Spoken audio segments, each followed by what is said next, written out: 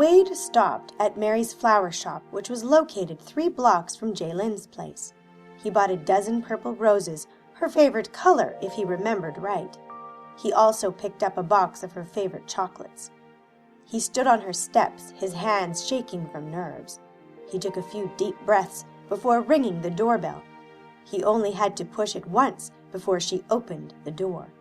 He gave her body a raking gaze and had to fight the urge to take her into his arms.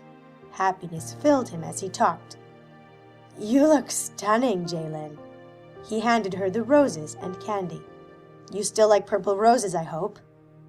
"Yes, they're beautiful. Thank you, Wade. I don't remember the last time someone gave me flowers. They smell divine. Let me go put these in water before we go. Why don't you come in for a bit? I can make you a drink if you'd like."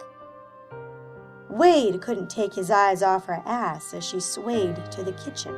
The bare back of her dress had his hands itching to touch her soft skin, to touch her breasts while standing behind her. God, he wanted to fuck her. Peel off the dress slowly, place her on the counter, and just pound into her until his knees buckled from exhaustion.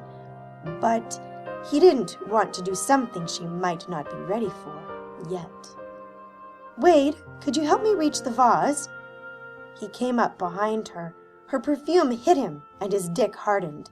He raised his arm to the cupboard she pointed at and grabbed the vase for her. He watched as she trimmed the stem of each rose and placed them in the vase. Every time her gaze met his heart turned over in response. His nearness made her senses spin. It was too easy to get lost in the way he looked at her. No one ever looked at her the way Wade did just now. He was so handsome in his gray suit, it took her breath away. She couldn't deny the spark of excitement at the prospect of making Wade her submissive.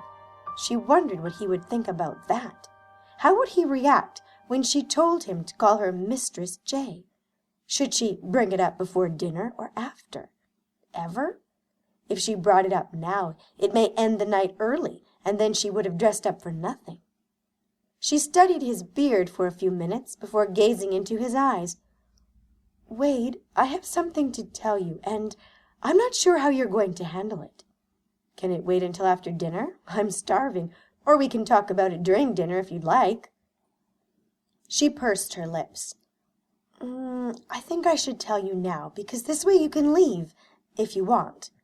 "What is it, Jalen?" He unconsciously took a step back. "You have me worried now. Are you ill?" "No, I'm not ill, Wade. I just wanted you to know that I'm not the same girl you remember. After my divorce, I decided to take charge of everything in my life, including sex." She paused. Now or never? "I joined a BDSM private club while living in California and became a dom. There, it's out.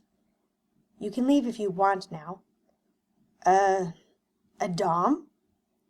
A vision of her in leather and spike-heeled boots flashed before his eyes, and his cock stiffened again.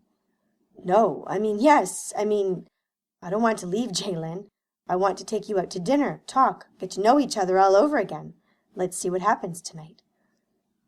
"Okay, I'd like that, Wade. Let me grab my purse and we can go." Before Jalen knew it, she had been talking to Wade for 4 hours at the restaurant. They were the last to leave Bob's Steakhouse. She noticed he had at least 4 scotches before he finally ordered some coffee. She had 3 chocolate martinis, her favorites.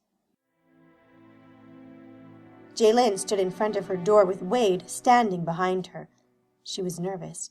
Do I ask him in, or let him go back to his hotel? She should at least thank him for dinner. "Thank you, Wade, for dinner. It was great seeing you again. Would you like to come in for a drink before heading back to your hotel?" "Jalen, let me make you feel good tonight. I'll do whatever you want. I've never done this." He held up his hand, searching for the right words. "Stuff before, but I'm willing to give it a try. Let me be your, submissive. Punish me for hurting and leaving you." She couldn't believe what she heard. He wanted to be punished for being away from her? Did he realize what he was asking for?